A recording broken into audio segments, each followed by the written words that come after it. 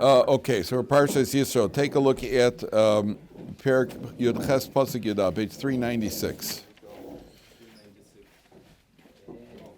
Okay, so Yisro joins the Jewish people.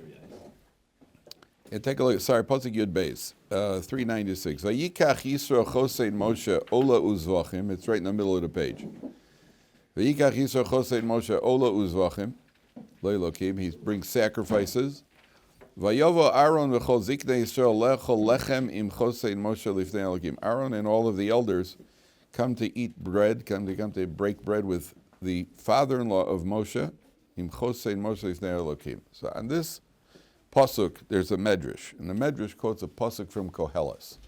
And the pasuk from Koheles says, "Shlach lachmecha al pnei hamayim," cast your bread upon the water. Because with the passage of time you will find it. Cast your bread on the water. Now what that pasuk means is that in life, sometimes you do something and you invest, and then there's a payoff down the line. You don't know when that payoff is going to be, but there's going to be a payoff down the line somewhere. So in the case of Yisro, what's the payoff? The first thing is that Yisro invited. When his daughters were at the water, the water hole, and then they said, this nice Egyptian man saved us, and Yisro said, well, invite him in and let him, maybe he'll marry one of you, and he does, and eventually he becomes the father-in-law of Moshe Rabbeinu. He's not a bad son-in-law. If you knew your son-in-law was going to be Moshe Rabbeinu, so Yisro cares about, we're going to see that it's even more. The investment started much earlier, because Yisro, and we'll get to it in the next pasuk. There was an incident that happened here in Israel.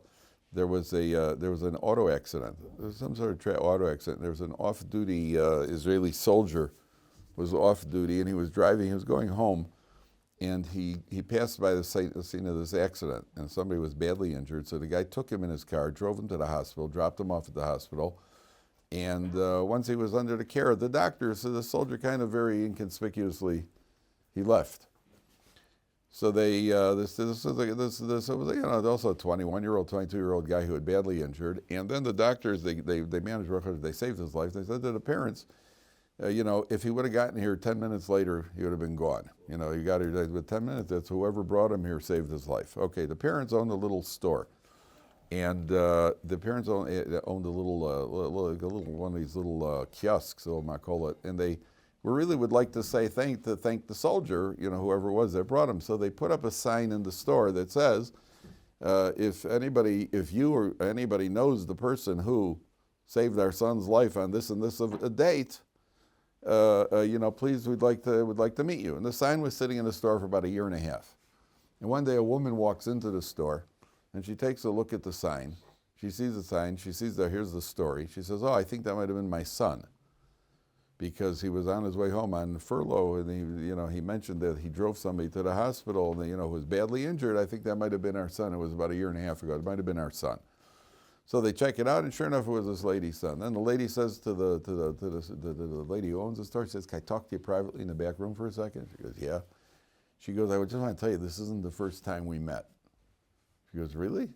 She goes, "Yeah. About 22 years ago, I came in here, and I was I was pregnant. And I was not doing so well in life at that point. I really wanted to have an abortion. And I remember I poured my heart out to you, and you talked me out of having an abortion. Well, that child who was born was my son, the soldier who saved your son's life." She saved your son. So it was, you make an investment, and then so woo, do do do do do do do. Yeah. Sometimes in life, you like that, huh? Yeah. Okay, I made your day. Yeah. So sometimes in life, you never know when there's going to be a payoff. You never know when there's going to be a payoff. We're going to see even more, because sometimes in life you don't know what goes around comes around. You don't know. There are many situations where even in a shidduch situation where some girl helps a little old lady cross the street. You help a little lady cross the street, and then, the next, a week later, you get a call from this little old lady's parents who heard about a sweet young girl who helps little old ladies, and she'd be perfect for their son. And then it turns out that They're very rich. Also, so you never know you never know how there's going to be you never know when it's going to come around. When there's going to be. I heard about a girl who gets on this. This is a great story. You love this. This girl gets on an El Al plane, and she sits down.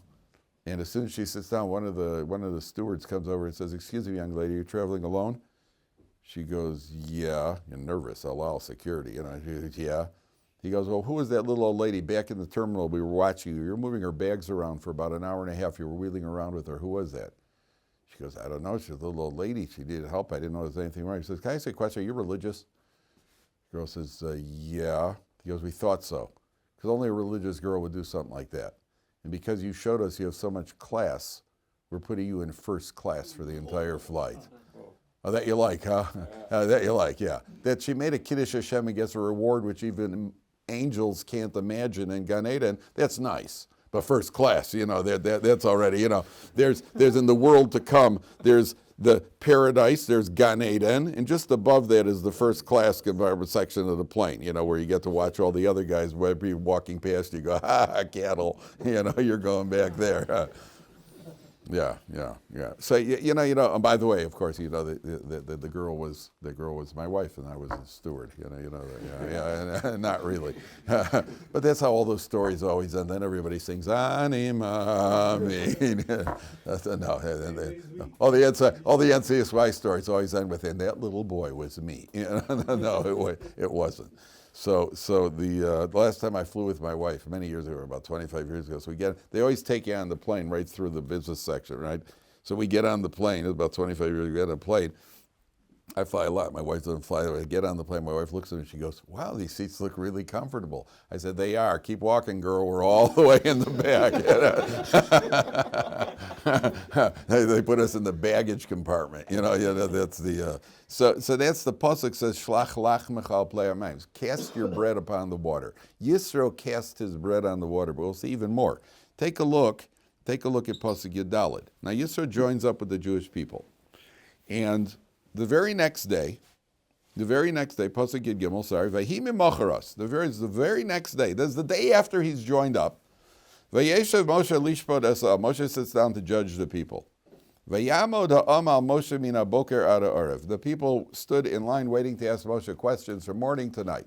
The Jewish people got halachic questions. What kind of halachic question could they possibly have, right? What would the Jewish people have? I mean, the same questions as the Gemara. You have, you learn Shnaim ochazim betalis, right? Two people are holding, this one says it's mine, this one says it's mine, two people are arguing over a talis. Well, there was booty at the Yam Suf, right? There's a free grab, hey, that golden trinket was mine. No, it was mine. No, it was within my 4 amos. No, it wasn't. You were looking over there. You never made a kinyan. All these questions at the Torah, and Moshe's got a paskin for them.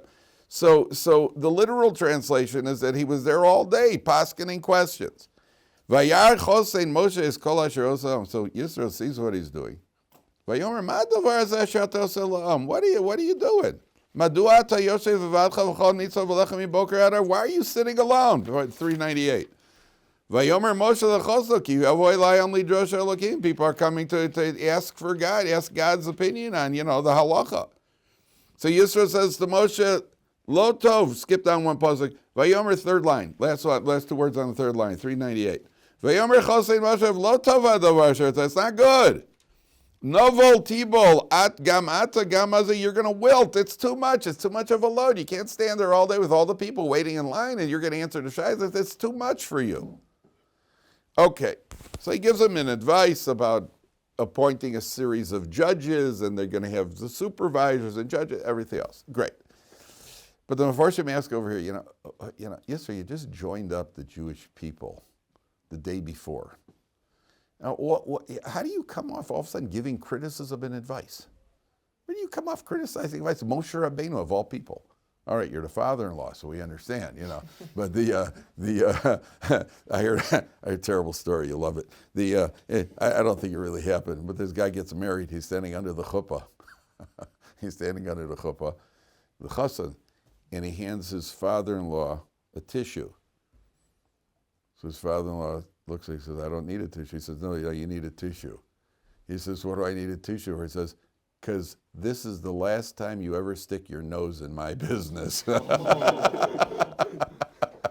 I don't think it really happened, but it might have. So Moshe Rabbeinu says to, so Yisro said, where do you come off? You just joined the Jewish people. So somebody once said, yeah, sure, that's an indication that his conversion was an authentic conversion, right? Now he's Jewish, he's already giving advice the next day. You join the shul and you're already telling the rabbi how to run the place, right? It doesn't take long for a Jew. But that's not what happened here. What did happen here? The answer is twofold. Number one, we said that Yisro was a man who himself was an advisor. When was he an advisor? Yeah. In Paro. He was to Paro. Paro had 3 advisors, right? Yeah. Now, when Moshe Rabbeinu, back in the day, when Moshe Rabbeinu was sitting on Paro's lap, because Basia Bas Paro, when she took him out of the water, and she puts him on Paro's lap, and the Medrash says that Moshe Rabbeinu reached for the crown. And when they reached for the crown, the advisor said, look, we told you he's a precocious youngster. This guy's going to usurp your throne. You better kill him. And they're ready to kill him.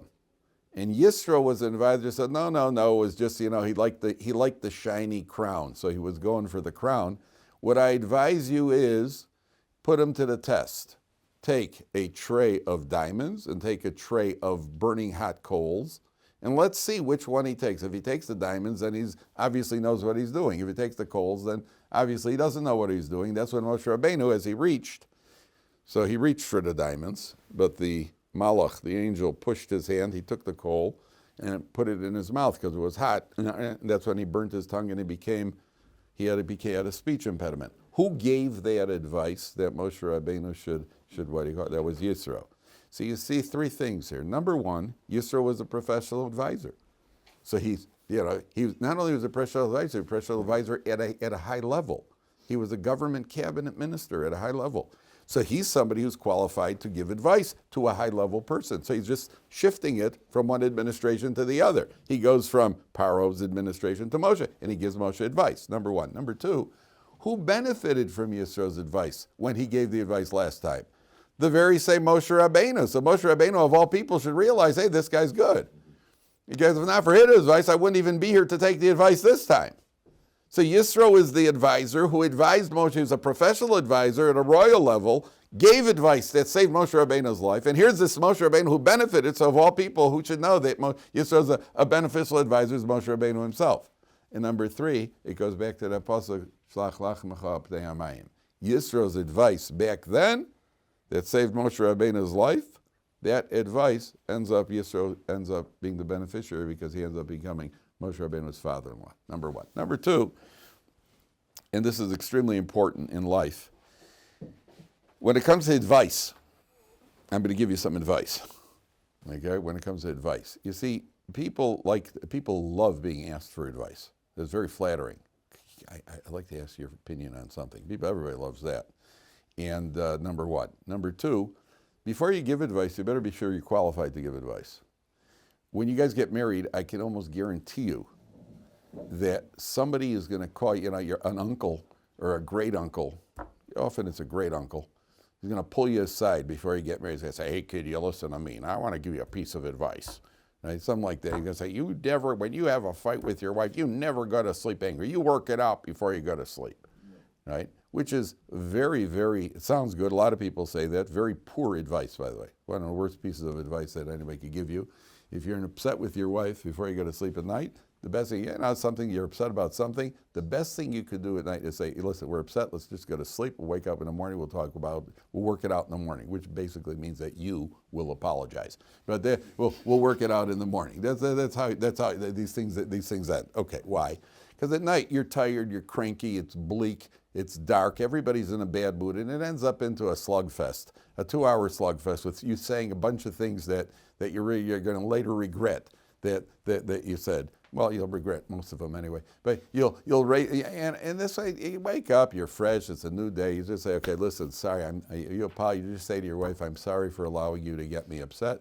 And what do you call it? And then head out the door as fast as you can, and you take care of it. So people sometimes give advice, and they're not qualified. What qualified this uncle to give advice? Who said he had such a great marriage, considering he's on his 3rd one? So how do you decide? What qualifies you? I heard about this yeshiva guy gets engaged. From yeshiva guy, from Mir, one of these places. He goes to the doctor's office. A young guy, gets 21 years old. He's going to get married. goes to the doctor's office, and there's a lady ahead of him. Lady goes into the doctor, she comes out, then the Yeshiva Bacher walks in. So the doctor looks at him and goes, did you see that lady? You know who that lady was, don't you? He goes, no. He goes, you don't know who that was? He goes, no. And he says some name of some famous actress. And Bacher doesn't show any. He says, you never heard of her? He goes, no. He goes, you're getting married? I mean, you're so unaware. How are you ready for marriage? The Bacher says, can I say a question? He goes, yeah. He goes, what number marriage are you on? Oh, my fourth. Okay, So if you don't know the names of actresses, you can still get married. It's okay. You're still basically ready. But the advice that people give you, you have to make sure you're qualified. Would you advise somebody medically?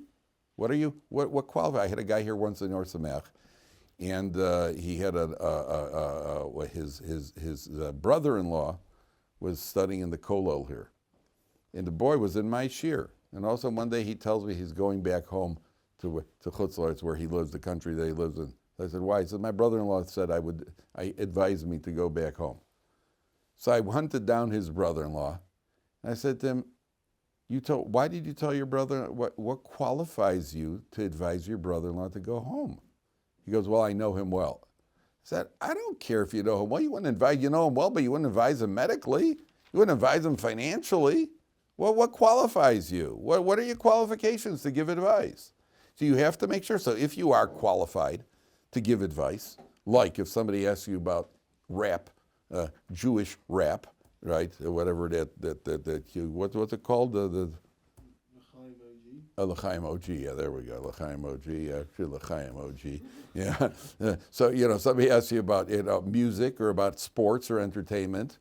So okay, if you're qualified, you're qualified. But if somebody asks you for marriage advice, somebody asks you for financial advice, are you qualified? And not just because most people advise based on what worked well for them. They don't give advice what hasn't worked for you. This is a different person. You have to be able to project where he's coming from, not where you're coming from.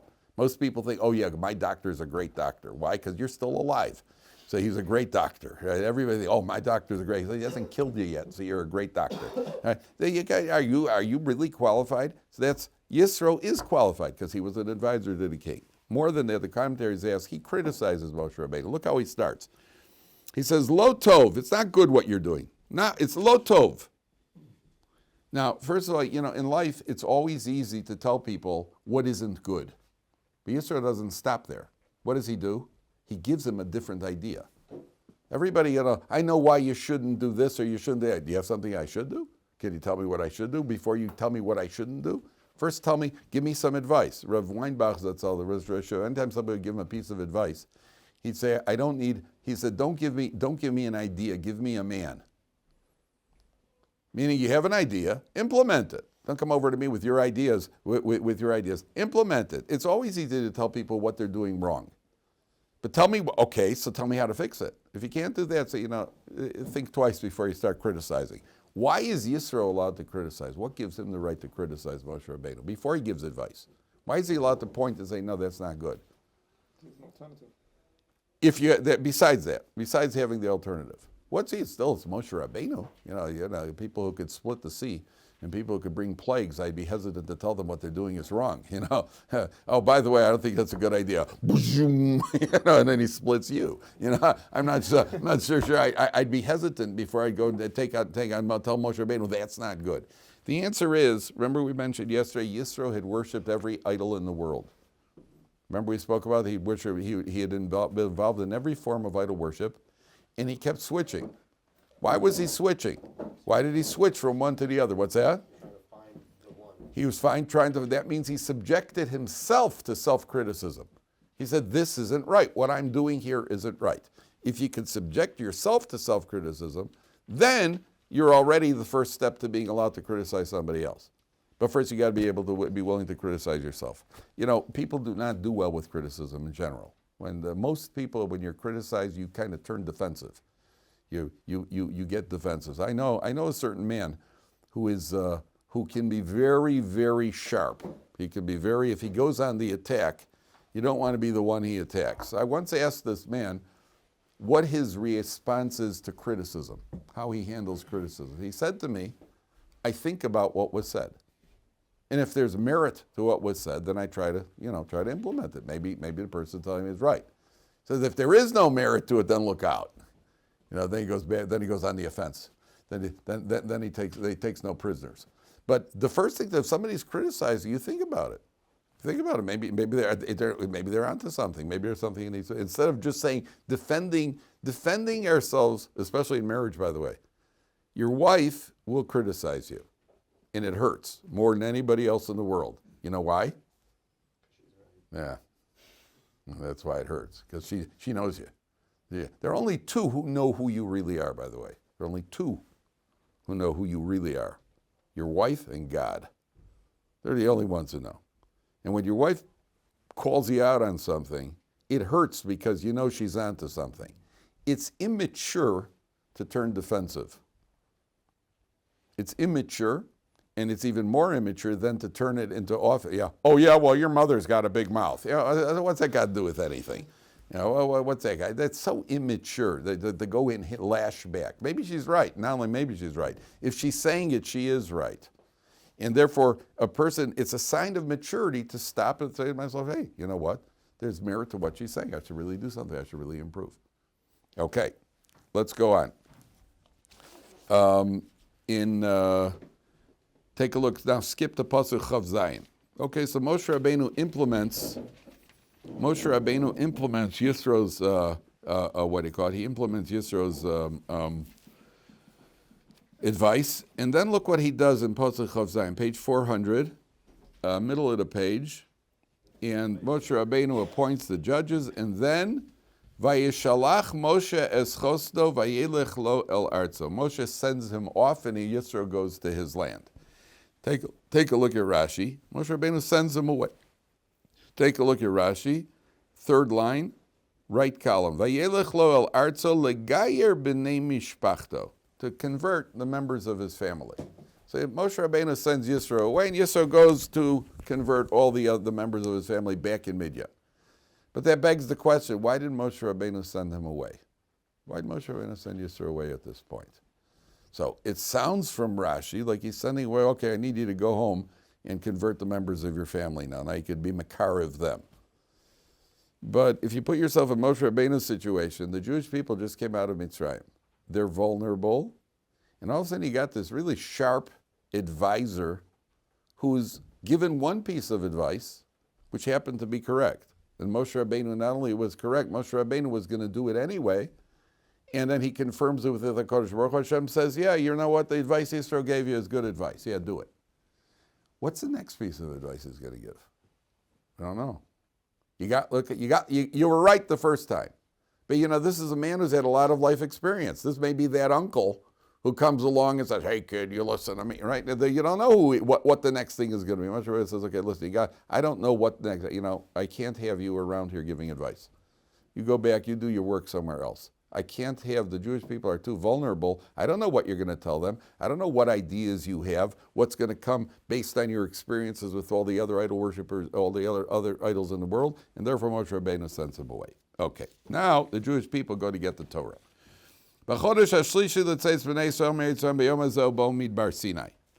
So they're going to come to Sinai, and now they're going to get the Torah. Vayisu merafidim, vayavo midbar Sinai, vayachanu ba'midbar, vayichan shom Yisrael neged ahar. The Jewish people come to the desert, and they camp opposite the mountain, opposite Har Sinai, where they're going to receive the Torah.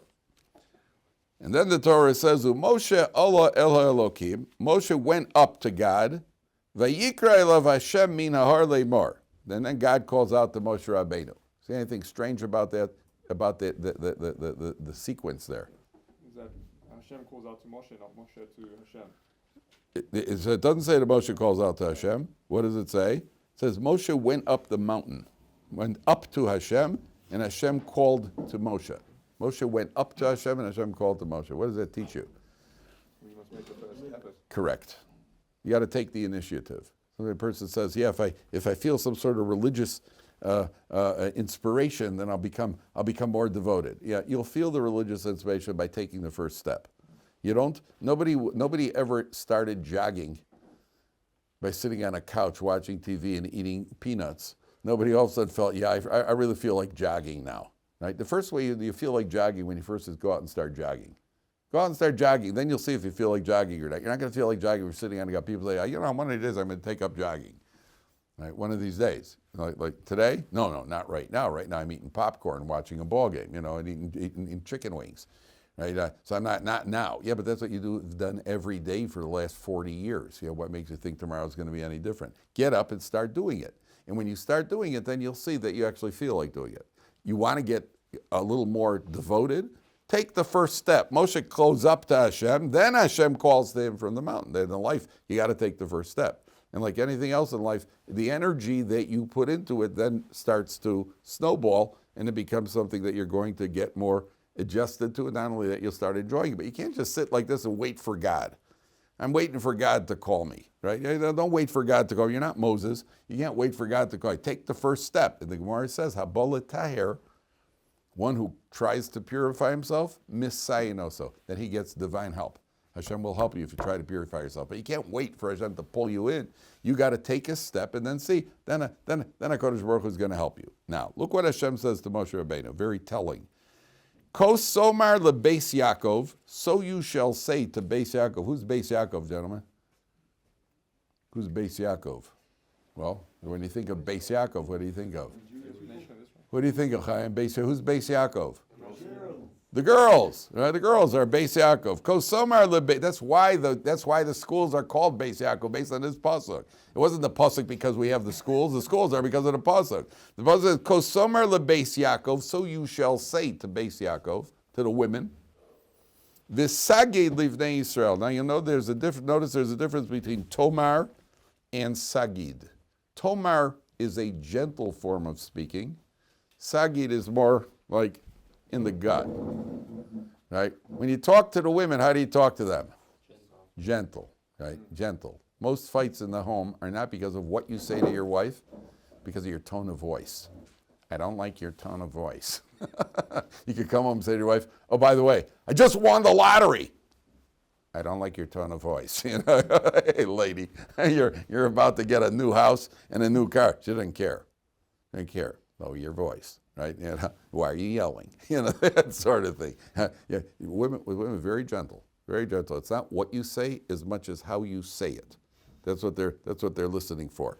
Kos somar lebeis Yaakov. V'sagi livnei Yisrael. The men need to be told straight, because men tend to hear what they want to hear. Right? So make sure it's good and clear. Right? You must put on tefillin. Or burn, right? It's got to be very, very clear, right? With the men, because men they don't get the message so well. The women, it's more gentle, because it's softer. Okay, now, why are they called Beis Yaakov? The men are called Bnei Yisrael. I would have thought that if you want to be consistent, so I'd call them Benos Yaakov. Why are they called Beis Yaakov, the house of Yaakov? Why are they called Beis Yaakov? Did you ever wonder about that? Why the girls are called Beis? By the way, when I went to day school in Chicago, our day school it was a boys' school, was called Beis Yaakov Hebrew Parochial School. Just my luck. It was traumatic, right? Because I guess some guy named Yaakov donated the money, so they called my boys' school Beis Yaakov Hebrew. It was the only Beis Yaakov boys' school in the world, on the planet. Then when we played baseball against the other day school, and they smeared us, right? So on top of the humiliation of losing, it was, you're a girls' school. That was the what he called. Yeah. So then you wonder, I go, what's it called? PTSD? Is that what I'm suffering from? Yeah. Beis Yaakov. Yeah. Couldn't call it something else. So it's called Beis Yaakov. Why is the women's section called Beis Yaakov? Beis, the house of Yaakov. The answer is, and this is feminists, anybody with feministic tendencies may have trouble with this, but that's fine, because we have to, these are facts. There are two types of medications. There are bitter pills that you swallow and bitter medication. There are also certain people who have a breathing problem. So what you do is you fill a room with vapor, right? They breathe in, right? People have, they put people in a tent or whatever it is. The medicine is what do you call it? You got to breathe in the medication. The way women grow in Yiddishkeit and the way men grow in Yiddishkeit are two completely different things. A man needs the text and to study it and to penetrate our obstinate Yetzer Hara hearts. Women grow by absorbing what's going on in the atmosphere around them. In the partnership of a marriage, the husband brings a certain amount of ruchnius, spiritual, into the home, and the wife absorbs it by osmosis. Do you know that there's a halacha that a woman who walks into the room, who knows the entire shas, don't ask me how, she's a reincarnation. A woman walks into the room, she knows the entire shas, she knows the entire body of Torah literature, you do not have to stand up for her. A woman who's married to a Torah scholar, you have to stand up for her. Because the wife of a Torah scholar has Torah scholar status. Why is that? And the only thing she knows, the biggest book she knows is the book of Jewish cooking. Yet you have to stand up for her. Why is that? Because her growth parallels her husband's growth because she grows differently. She absorbs the energy that he brings into the home. She absorbs that almost by osmosis. And that's on the one hand. On the other hand, she's called Beis Yaakov because she creates the environment in the home. The wife creates the environment in the home. The mother creates the environment in the home. So she's Beis Yaakov. And there was one of the Amoraim who said, I never referred to my wife as my wife, I referred to my wife as my home. So instead of saying, hey, honey, I'm home, he said, hey, home, I'm honey. I'm not sure exactly how he said it. But at the end of the day, she is the home. And therefore, if the husband brings the ruchnius into the home, the wife absorbs it, almost by osmosis. It's a remarkable thing, how they grow and they parallel. What the husband knows, his knowledge, the wives absorb it. By the way, you should know that when you're married, you're sitting at the Shabbos table, and sometimes you say a Dvar Torah or something. And the women look like your wife is, she's busy in the kitchen or she's bringing out a dish or something. And sometimes why isn't she paying attention as I'm spewing out this wisdom, right? Keep talking. She's hearing everything you say. Just keep talking. Just keep talking. They're absorbing it. They're hearing everything. Women have this incredible ability to hear. You ever see 4 women talking with each other? They're all talking at the same time. Right? 5 women, 6 women. They're all talking. They're all talking at the same time, and they're all hearing each other. Right? They're all hearing each other. When men are talking, all you see is like 4 guys, 5 guys sitting together. One guy's talking, everybody listens in, and everybody just bursts out laughing. Right? That's usually how it works. With the men. With the women, it's still thinking, they're all going at the same time. And they all, each one can tell you everything that was just said. With all the details that don't interest us. Every time I walk into the house, I bought something. I could buy a safer. I walk in the house, I bought a safer. My wife say, where did you get it? Like at the hardware store. I mean, where do you think I got it? Why does have you ever asked somebody where they got it? Only if you're interested in getting one yourself. As a curiosity, you're not interested, are you? Right? I care where you got your shoes. Only if I like the shoes that I want to get, then I'll ask you. Because men are practical. Men want to know. I want to know tachlis. Where'd you get it and how much was it? Right? Let's go. Facts. Facts. Information. And women are more feelings. Oh, I felt so bad about that. Oh, I felt so good about, that sort of thing. So she's the house. She's the home. Beis Yaakov. Now, I want to show you 2 points here that are vital for any Torah Jew to know. Pay attention very carefully. If you'll notice, the next line says, bottom last 2 words on page, Atem re'isem asher osisi leMitzrayim. You saw what I did to Egypt. And then if you turn ahead to Perek Chaf, Pasuk Yud Tes, we're going to come back here, so keep your finger on the page. Page 412, 3 lines from the bottom. Vayomer Hashem el Moshe Kosomer el Bnei Yisrael, Atem re'isem, you saw ki min hashamayim dibarti imochem. They're from heaven, I spoke to you. That means the 2 fundamentals of Jewish faith. Leaving Egypt, we say it every Friday night, right? Every holiday we talk about that Hashem took us out of Egypt, right? When we make Kiddush. We say that over and over. Fundamental number one. Fundamental number two, that God gave a Torah. How do we know it? Says the Torah, Atem re'isem. On both of them it uses the same expression. Over here it says, Atem re'isem, you saw. You saw that I took you out of Egypt. And over here it says, you saw that I spoke to you from the Shemayim.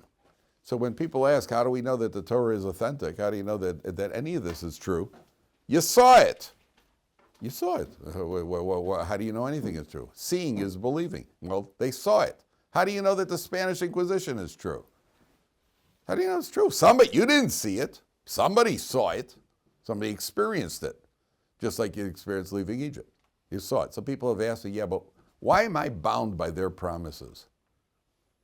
They promised to accept the Torah. They accepted the Torah, say, yeah, we accept the Torah. Why is that binding on me? What they accepted at Har Sinai 3,000 years ago, why is that binding on me? Good question, right? What's it got to do with it? Okay, the Torah says, because Hashem said this is for you and for all future generations. But okay, you can always resort to because the Torah says so. But just from a very logical point of view, why is the United States bound by why can't people use mustard gas in war today? You're not allowed to use mustard. I don't say they're not. I don't say they don't. But why aren't they allowed to? You're not allowed to use mustard gas. Why not? There's a treaty that was made. When was the treaty made? Was that the Treaty of Versailles or something? When was that treaty? When was that treaty? In 1925, something like that.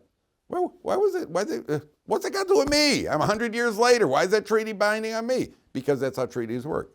Treaties are bound. Once your country represents you, and is bound, even from a secular point of view, what one generation accepts becomes binding on future generations.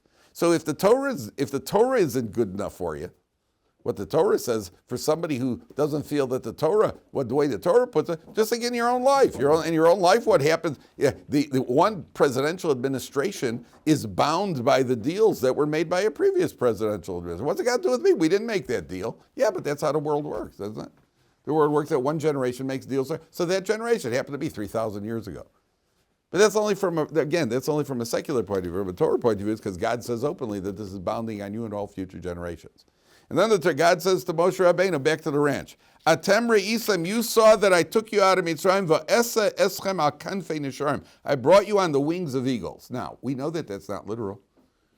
There were no eagles there. All right, everybody get on the eagle. Get on the eagle's way. Hey, move over, will you? Everybody make some room. Make room for Zalmi. Hold on, Zalmi. Here we go. There were no eagle's wings. There's no buckbeak. There's no eagle's wings over here. Where's the eagle's wings over? What does it mean on the wings of eagles? So there are different opinions among the commentaries that an eagle flies where no other birds go, and that the Jewish people actually went through a route where no one else ever goes. No one ever else went through this desert. No one else. They went through that desert. There were trade routes that people said they went through the wilderness with snakes and scorpions. Number one. Number two, they went through the sea. That certainly nobody's ever gone through a split sea. But one of the commentators makes it more to a practical. Eagle's wings means that HaKadosh Baruch Hu took them out very quickly. They moved quickly. How long would it take to get 600,000 males between the ages of 20 and 60, get 2.5 million people? All right, everybody, let's go. Right? You can't even get a bunch of yeshiva guys on a bus to go off on a trip. Takes an hour and a half. And these are single males without any. You know what it's like traveling with children? One day you'll do that. There's no joy in life like watching other people travel with their children when I'm alone. You cannot imagine. The last time I traveled with my family was about 25 years ago. And that's no coincidence.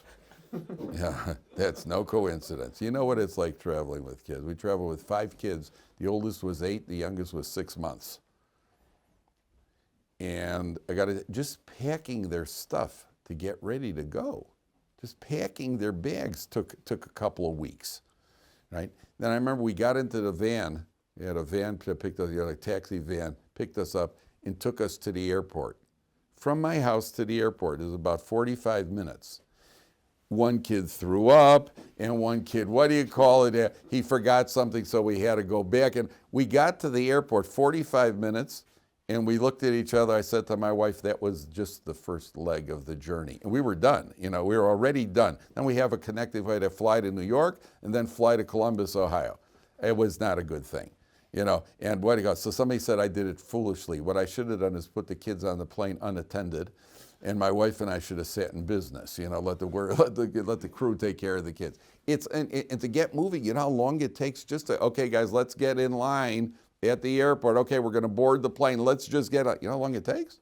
And how long it takes just to board a plane where there are no kids? And here the Jewish people, 2.5 million people, like that. Everybody up, let's go. That's called Kanfei Nishar. That's called the wings of eagles. On the wings of eagles, the Jewish people get up.